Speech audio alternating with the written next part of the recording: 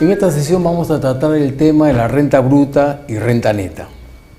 Ya hemos visto el concepto de renta, y concepto de renta bruta y renta neta son conceptos diferentes. El artículo 20 de la ley del impuesto a la renta nos dice que la renta bruta es el total de ingresos que percibe el contribuyente neto los descuentos, ¿no? Y a esos renta bruta hay que deducirle el costo computable. Cuando deducimos el costo computable, entonces tenemos la renta neta. O cuando de la renta bruta deducimos, digamos, la depreciación de los bienes. Hay que distinguir cuando es enajenación de bienes, entonces hay que deducir la renta bruta, el costo de enajenación, y tendremos la renta neta. Y cuando es fabricación, la renta bruta habrá que determinar el costo de ventas del bien transferido. Entonces aquí entramos, cuando hablamos del costo, y entramos en temas tanto tributarios como temas contables, ¿no? Porque el costo no es una materia que solo está definida en la ley del impuesto a la renta, sino también en la materia contable, porque el costo está conformado, como nosotros sabemos, por la depreciación de los activos fijos. Si un activo fijo está destinado a la producción de bienes, su depreciación forma parte del costo. La planilla que uno paga a los obreros está relacionada con el costo de producción. Entonces hay una serie de elementos que conforman el costo de producción, que es una materia contable. Entonces, al ser una materia contable, entonces tenemos ciertos problemas con la ley del impuesto a la renta, ¿no? Porque, ¿qué cosa rige? La norma del impuesto a la renta necesita ser definido por la ley del impuesto a la renta, ser definido por las normas contables. ¿Cómo ves esa correlación entre la ley del impuesto a la renta y las normas contables? Hasta hace mucho tiempo, hace algunos años, antes que se dictara la norma 33 del reglamento del impuesto a la renta, las empresas llevaban su contabilidad de acuerdo con normas tributarias. En la práctica, llevan de acuerdo con las normas tributarias, ¿no? Después, cuando el artículo 33 dice que uno debe llevar su contabilidad de acuerdo con principios generalmente aceptados, ¿no? Y hacer los agregados o deducciones vía declaración jurada de renta, cada vez la contabilidad ha tenido una mayor incidencia. Al tener una mayor incidencia en la determinación, digamos, y como es normal, en la determinación de los estados financieros, entonces se presentan ciertos problemas. Y los cambios en la legislación contable no requieren normas y son mucho más rápidos que la norma del impuesto a la renta, se adapta más. Por ejemplo, ahora tenemos un problema con el costo, ¿no? El costo, nosotros, de que uno comenzó a estudiar contabilidad, era el costo mercado el más bajo, así uno debía registrar los activos. Ahora, el costo o mercado más bajo, ya la contabilidad prácticamente lo abandonó. Y va al costo de realización, o sea, debe llevar uno su contabilidad de acuerdo, ese costo lo debe llevar al costo de realización, ¿no? Entonces, al llevar el costo de realización está dejando lo fundamental, que era el costo computable, que sigue vigente en la ley del impuesto a la renta, ¿no? Entonces, ¿cómo conciliar también estas normas? Los activos van cambiando, ¿no? Como se puede ver, va a poderse apreciar en posteriores charlas, el concepto del activo ha cambiado, el concepto de repuestos, el concepto en general. Entonces, hay cambios fundamentales de la ley del impuesto dentro de las normas contables que entran en contraposición con las normas tributarias. Por ejemplo, dentro del costo están los costos posteriores. Ahora, con la ley del impuesto a la renta se incorporó el concepto de costos posteriores, ¿no? Para personas naturales sí sigue siendo mejoras. ¿Qué cosas son costos posteriores? Costos que se incorporan adicionalmente al activo, ¿no? La ley del impuesto a la renta define el costo de adquisición como el bien pagado, la suma pagada por los bienes, incluyendo todos los gastos de traslado, despacho, derechos, impuestos, ¿no? Excluidos los intereses. Los intereses no forman parte del costo de producción. Sin embargo, en algunos casos los intereses, desde el punto de vista contable, sí forman parte del costo de adquisición o el costo de producción del bien. Desde el punto de vista tributario, los intereses debo excluirlos. Pero los costos posteriores, normalmente, como cambia el concepto de costo de activo, entonces los costos posteriores, las mejoras, por ejemplo, que nosotros conocíamos como mejoras, que sigue rigiendo para personas naturales, ya son costos posteriores. Y las mejoras antes constituían gastos. En cambio, ahora los costos posteriores forman parte del activo. Entonces, hay una tendencia también de las normas tributarias de plegarse más a las normas contables, pues necesita una conciliación para que no se vulnere el principio de legalidad y el principio de seguridad jurídica. Entonces, vamos a ver entonces lo que es el costo computable. Entonces hemos dicho que los intereses no forman parte del costo computable. Los costos posteriores son costos que se incorporan al valor de los activos, ¿no? Entonces, si determinamos el costo, que es una ciencia más que todo contable, ¿no? Porque los costos tienen que ver mucho con la contabilidad, entonces la renta bruta menos el costo computable o el costo de producción o el costo de adquisición del bien, tenemos la renta neta. Normalmente antes las fiscalizaciones estaban destinadas simplemente a determinar la renta neta, o sea, partía de los gastos deducibles, ¿no? ¿Cuáles eran los gastos deducibles? ¿Qué gastos se podían deducir y qué gastos no se podían deducir? Pero ya la parte importante no está en los gastos, la parte importante está en los costos. Los costos forman parte digamos, la parte importante dentro de una empresa que se dedica a la comercialización, a la venta o comercialización de productos o a la producción. El costo es una parte importante. Entonces, el costo es una materia contable. Ese costo hay que tener mucho cuidado que no contradiga las normas tributarias para determinar cuál es el costo, porque una vez determinado el costo tendremos la renta bruta, la renta neta, y recién para determinar la renta neta tendremos ahí los gastos necesarios, ¿no? Tenemos renta bruta menos costo, entonces tendremos de ahí comenzaremos a ver los gastos necesarios para determinar la renta neta. O sea, la renta bruta entonces está dada por la diferencia entre el ingreso neto total y el costo computable. Y una vez que tengamos la renta bruta,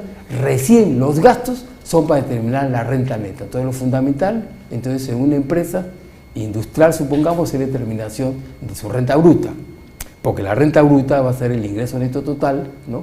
Proveniente de su operación, y deduciendo su costo va a determinar el ingreso neto total menos su costo computable, va a determinar la renta bruta, y de ahí por determinar su renta neta.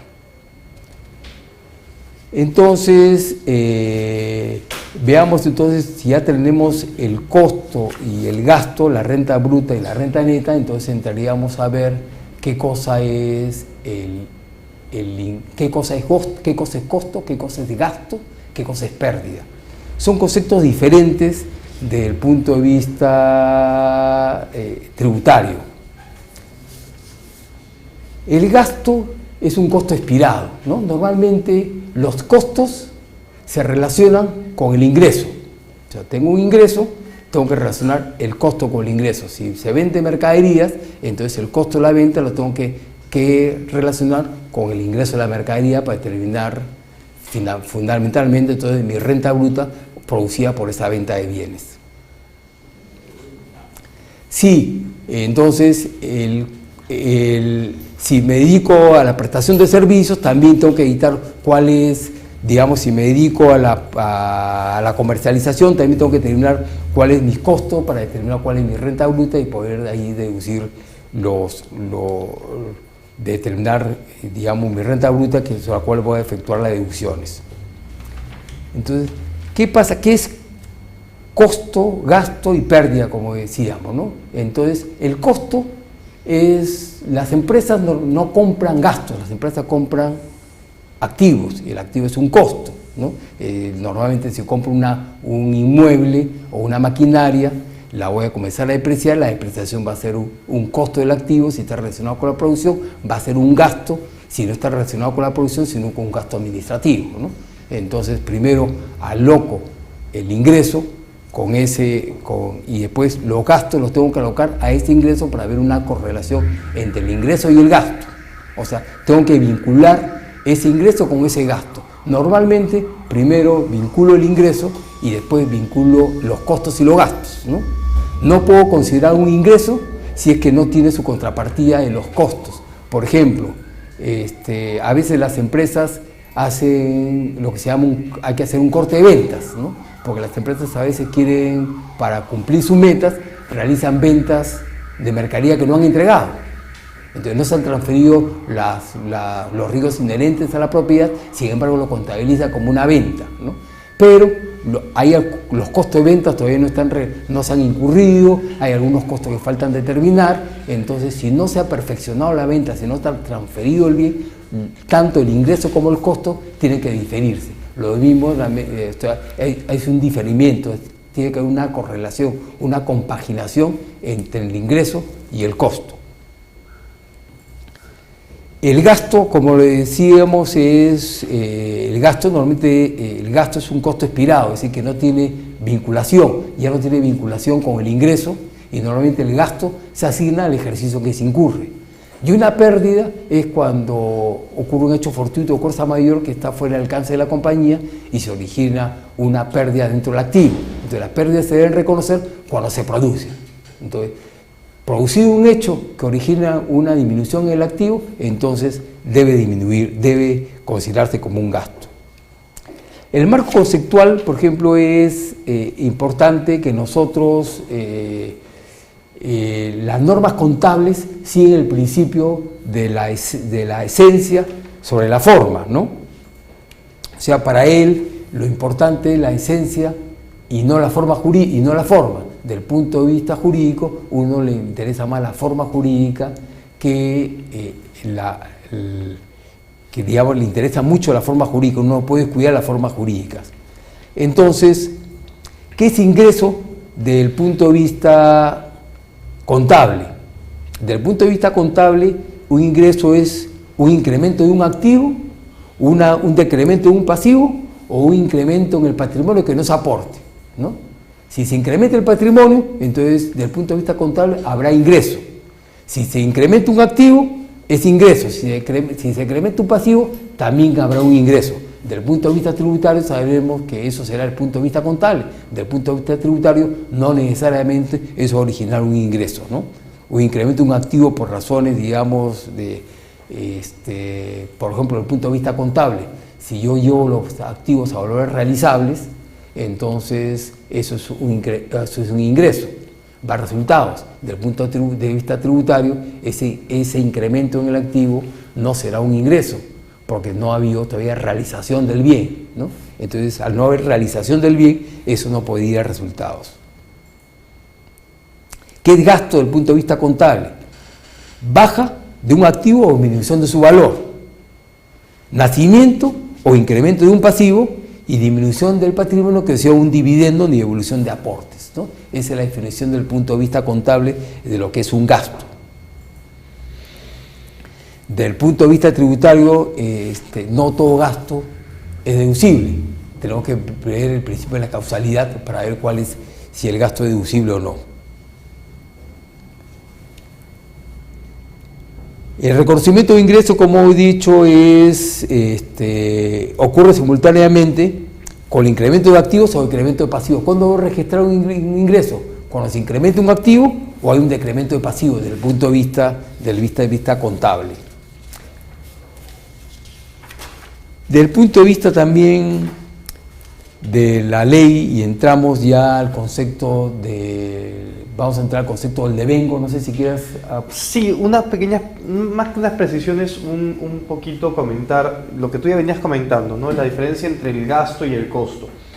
¿Qué es gasto? Que tú lo has comentado, pero simplemente para precisar y quizás con algunos ejemplos eso nos puede ayudar a entenderlo un poco más.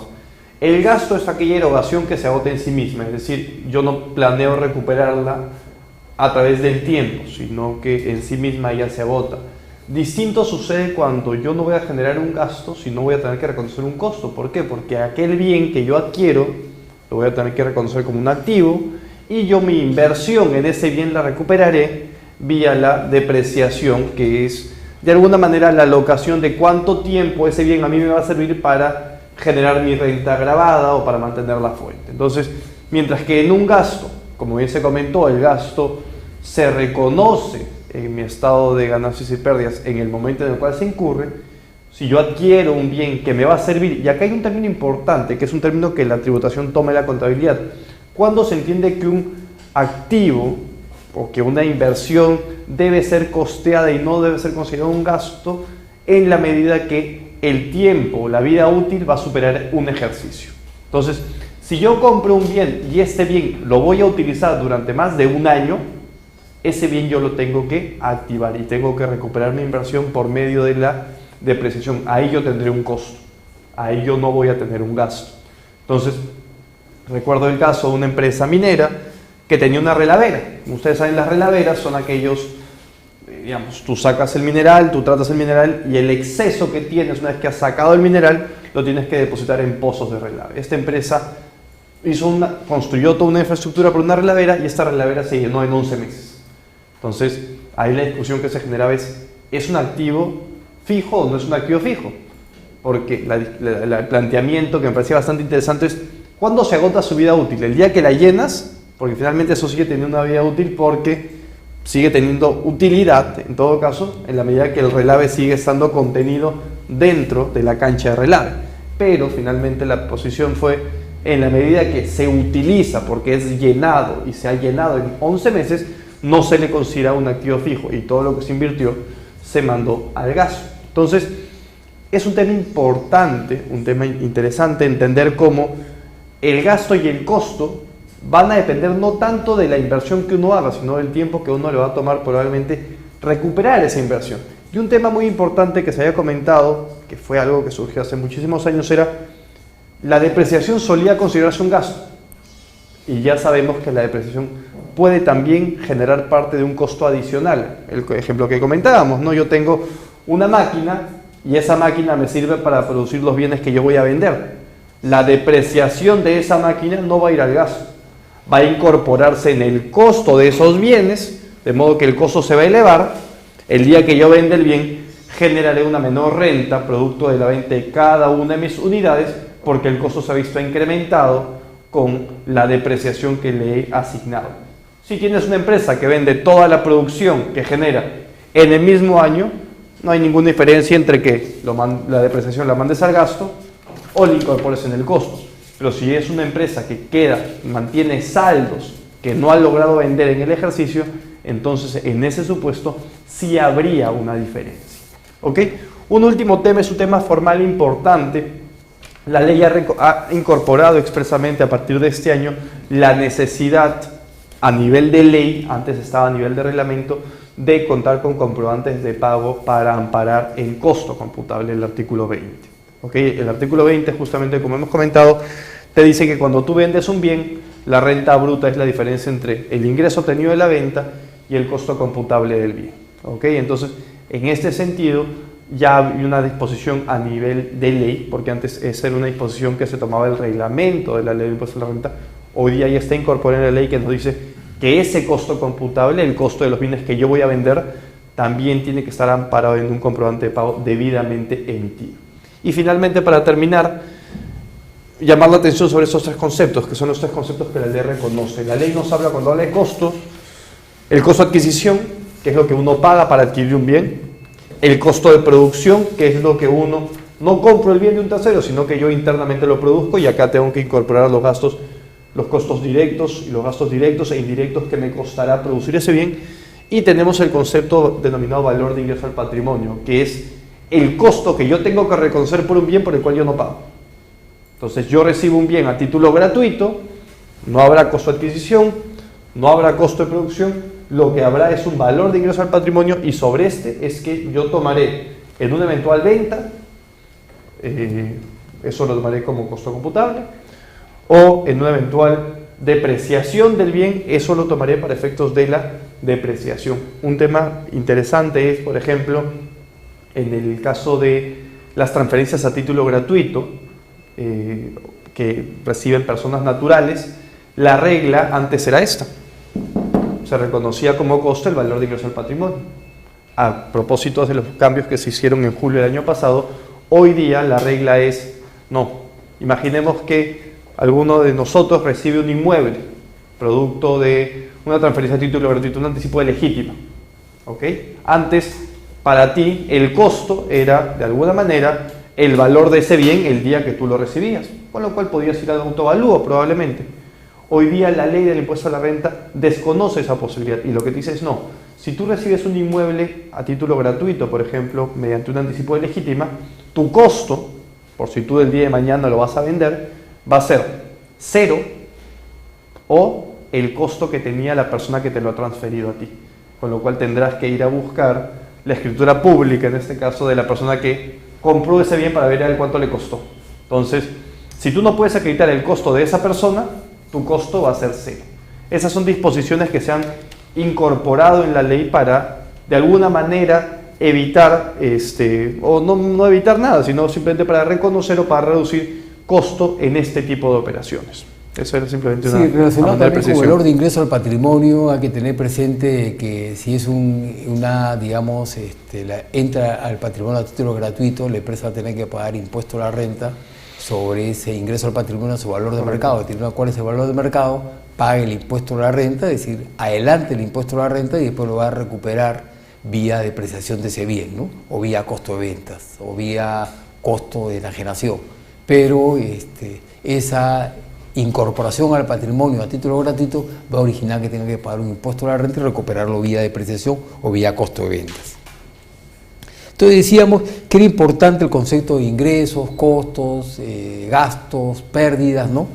Porque el reconocimiento de la compaginación o la correlación de ingresos y gastos se es superada únicamente cuando hay otro principio, que es el principio de la pérdida, ¿no? Si se produce una pérdida, es un principio que lo tengo que reconocer cuando estos hechos se producen y no, digamos, no puedo diferir el reconocimiento de la pérdida, ¿no? El reconocimiento de la pérdida no está normado tanto en nuestra ley del impuesto a la renta, solamente las pérdidas extraordinarias, que no están cubiertas por el seguro, pero normalmente una pérdida es deducible por su naturaleza. Y ahí vio pronunciamiento del Tribunal Fiscal que ha dicho, si es una pérdida, por su naturaleza la pérdida es deducible, así no está contemplado en la ley del impuesto a la renta. La ley del impuesto a la renta solamente habla de casos específicos de pérdidas y no tiene una concepción general del concepto de pérdidas, ¿no? Pero los tres conceptos, costos, gastos o pérdidas, son conceptos importantes y siempre o tengo un costo, o tengo un gasto, o tengo una pérdida, ¿no? El activo se convierte en un costo, se convierte en un gasto cuando expira, o se convierte en una pérdida. O sea, no hay otra opción. Y es la forma de recuperar, digamos, ese costo que se incurrió. Entonces, yo creo que con estos conceptos, entonces tenemos el concepto de renta bruta, que está dado por el ingreso neto total proveniente de la operación, menos el costo computable. Entonces, ya dependiendo si es enajenación, costo de adquisición, costo de producción, dependiendo del giro del negocio. Y de la renta bruta, entonces ya vemos los gastos que van a ser de esa renta bruta, los gastos deducibles, para determinar la renta neta. Esos gastos son los que normalmente vamos a ver el principio de que son necesarios, o sea, toda una serie de cumplimiento de requisitos. Pero los gastos, según la empresa, por ejemplo, industrial, son menores que los costos de producción. Los costos de producción son importantes, ¿no? Y había una omisión total dentro de nuestra legislación para normar los costos de producción. Y, por ejemplo, la depreciación está normada como un gasto y las tasas están normadas dentro del gasto. Sin embargo, ahora a nadie se le ocurre decir que esas tasas de depreciación solamente son para gastos, para la maquinaria relacionada, para los activos relacionados con los gastos de administración y no tiene nada que ver con el costo de producción. También la misma tasa de depreciación se aplica. ¿Por qué? Nuestra legislación del impuesto de renta, que es del año 68, entonces no ha distinguido bien los conceptos, pero esto no quiere decir que ya no existan, ¿no? Los conceptos de costo, gasto, cuando un concepto es costo, gasto, no. Inclusive había posiciones que decían, ok, todo es gasto, porque no tengo norma que me diga qué es costo, sino hasta cuando se modificaron las normas del impuesto a la renta para determinar qué cosa era costo de producción, costo de ventas, ¿no? Pero eso no es, eso va contra el concepto elemental que las empresas no compran gastos, las empresas compran costos. Y el gasto es un costo expirado, un costo que dejó de tener valor, ¿no? Y por naturaleza, bueno, si tengo un gasto administrativo, lo vinculo con el ejercicio porque no tiene cómo vincularlo con el activo correspondiente. Antes de pasar, creo que el siguiente punto que comentaríamos es el tema del devengo. Hay un tema que es 2 minutos simplemente, la figura de costo incrementado. ¿A qué me refiero con costo incrementado? Se han venido dando algunos supuestos en los cuales la ley del impuesto a la renta, como han habido algunos cambios, por ejemplo, en el año 2009 se decidió que se iba a empezar a gravar la venta de acciones, o por ejemplo, a partir de este año se considera que la tenencia de certificados en fondos mutuos de inversión en valores va a generar una ganancia de capital. Entonces, ¿qué es lo que nosotros tenemos hoy día? Tenemos una posibilidad en la ley de que tu costo, el costo que tú tenías registrado como costo computable, no necesariamente va a ser tu costo. ¿Por qué? Porque como la ley te cambia las reglas de juego, Entonces algo que antes no estaba grabado, algo que antes estaba grabado con una tasa de una forma distinta, a partir de una fecha lo cambia, el legislador reconoce en favor del contribuyente un derecho de equipararle el costo al valor de mercado que los bienes tengan en ese momento. Me explico. El caso de las acciones, ¿ok? Las acciones, se empieza a grabar la venta no habitual de acciones. Esto se da en el año 2009 con vigencia a partir del 2010. ¿Qué es lo que dice la disposición transitoria? Como aquí estaban cambiando las reglas de juego, la disposición transitoria te dice, a ver, señores, para ustedes su costo va a ser el mayor de lo que efectivamente tú pagaste por las acciones o el valor de ingreso al patrimonio de esas acciones o el valor de mercado de las acciones que tú tienes al 31 de diciembre del año 2009. Es decir, como te cambiaban las reglas de juego y algo que antes podía no estar grabado, a partir de ahora lo vamos a grabar, te permitían que tu costo se incremente. ¿Por qué? Porque al incrementar tu costo, neteabas el efecto del impuesto. Entonces, esto es algo que se ha dado, se me ocurren 3 oportunidades ahorita, en el caso de la venta indirecta, la venta de acciones, en el caso de la venta por parte de los de valores emitidos por fondos mutuos de inversión a partir de este año, que son supuestos en los cuales la ley está utilizando el costo como un mecanismo de hacer cambios en las normas y hacer que ese cambio tenga un efecto equiparador desde este momento en adelante. Esto en los Estados Unidos es algo bastante común y esto se conoce, este costo incrementado se conoce como un step up, que es subir un escalón, basis, que es la base imponible. Entonces, esto se conoce y probablemente vayamos a escuchar bastante esto, es un step up in basis. ¿Ok? Es un incremento en la base. ¿Ok? Creo que eso es simplemente un último temita que quería comentar sobre ese tema del costo. Con respecto al costo, también tenemos que tener importante que solo en un caso, para tener costo, este tiene que ser pagado. Vale decir, uno tiene un activo, tiene un costo, pero no necesita pagarlo. Puede uno tener un endeudamiento, comprarlo a plazo, comprarlo al crédito, y entonces uno tiene el activo. Simplemente contabiliza, considera el activo correspondiente con el pasivo correspondiente, y ese activo lo podrá depreciar y el pasivo lo podrá deducir, el pasivo lo irá pagando, y si hay intereses, los intereses serán deducibles, digamos, tendrán la deducción correspondiente.